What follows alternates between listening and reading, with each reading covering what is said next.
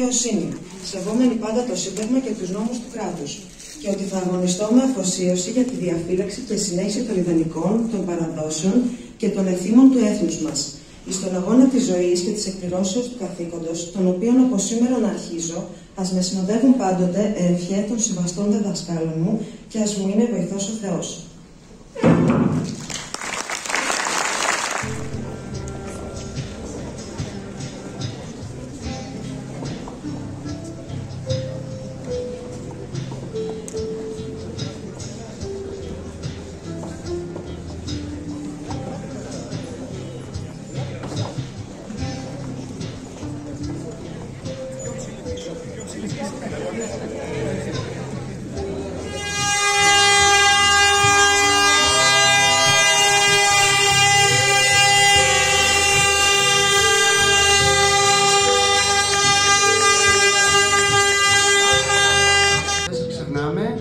Ό,τι χρειαζόσαστε, είμαστε εδώ, έτσι.